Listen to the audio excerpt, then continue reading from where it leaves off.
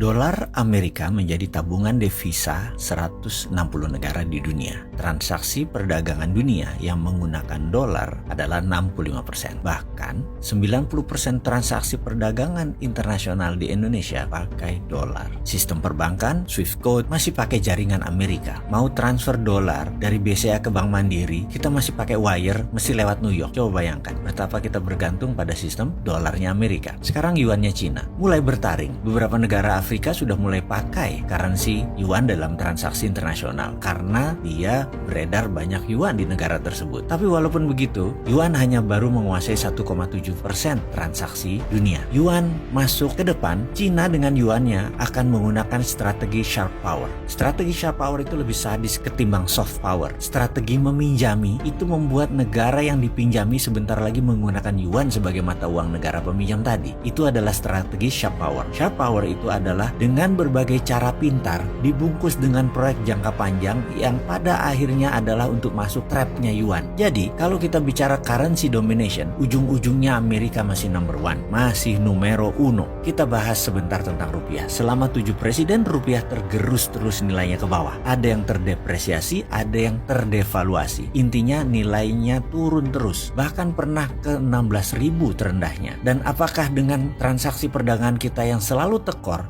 dalam 5 tahun ke depan, akankah jebol rekor 16.000 itu melemah menjadi 17.000? Walau alam. Tapi trennya ke arah sana. Sementara, apalagi yang kita harus pikirkan? Militeri. Urusan perang bedil dan kombatan, kita sangat terbatas. Anggaran kita terbatas. Proxy war, kita nggak terlalu paham. Kita nggak terlalu ngerti bagaimana memakai proxy war. Apalagi hybrid war. Kita lebih nggak ngerti lagi. Bingung apa itu hybrid war. Non-kombatan lainnya, Indonesia sudah kalah di mana-mana. Buktinya, ideological warfare kita kalah, counter ideological warfare-nya nggak ada. Ini kita berantakan di banyak hal karena negara lain mendominasi Indonesia. Sekarang kita lihat apa lagi? Perang apa lagi yang ada? Perang ekonomi atau economic warfare? Kita nggak punya pertahanannya. International warfare sudah telanjang bagi Indonesia. Kita nggak punya pertahanan. Semua sudah terbaca. Mau apa lagi? Media warfare, kita kalah telak. Teknologi warfare, apalagi kita pakai semua teknologi asing. Informational, kita udah nggak bisa nyensor. Udah banyak cara untuk kita ditelanjangi atau diserang oleh mereka. Terakhir tentang cultural warfare atau perang budaya. Lebih parah lagi, Hollywood, drama Korea, Bollywood, film Hong Kong sudah masuk sampai pelosok rumah-rumah di ujung kampung-kampung di Indonesia. Kesimpulan, Indonesia terjajah hampir di semua lini. Secara currency kita kalah, secara militer kita kalah, secara ideologi kita mulai tertekan, secara perdagangan kita kalah, secara budaya kita sudah kalah. Lalu solusinya bagaimana ke depan ini? Intinya adalah kita harus mengerti dulu masalahnya. Setuju nggak? Jangan sampai kita bengong wondering what happened. Dan parah lagi kita mengatakan adalah ini masalah global. Kalau global bisa mempengaruhi Indonesia, itu namanya Indonesia nggak berdaulat. Bagaimana sih ngelihatnya?